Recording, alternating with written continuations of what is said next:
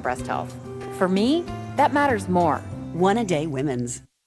The crew up in the International Space Station faced an emergency today. There was a concern the station might be hit by a piece of space junk. So the two astronauts and the Russian cosmonaut briefly evacuated. It was the space station's closest call ever, and it highlights a growing threat. Here's Ned Potter. The three astronauts orbiting in the space station had little warning that anything was coming. The U.S. keeps track of 18,000 pieces of orbital junk, but it had not watched this one. It's a low probability of a hit. However, the object is rather large based on what we can track. So the crew members, Americans Mike Fink, Sandra Magnus, and Russian Yuri Lonchikov, were told to take refuge in the Soyuz spacecraft that is always docked to the station for emergencies. NASA says the piece of debris likely missed them by a little less than 3 miles. The object was about the size of my fist, part of an old U.S. rocket.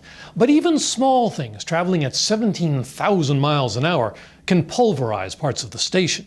We do take it very seriously, and the problem is getting worse because there's more stuff up there. Last month, 2 satellites hit each other and broke into hundreds of pieces. And NASA worries that junk might hit one of its shuttles. They've occasionally landed with unexplained dents.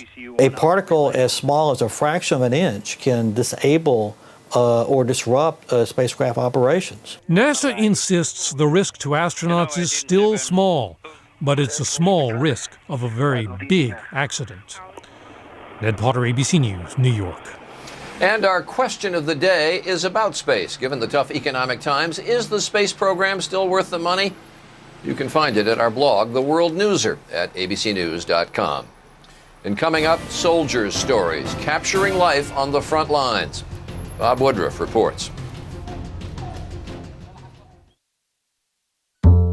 The smell of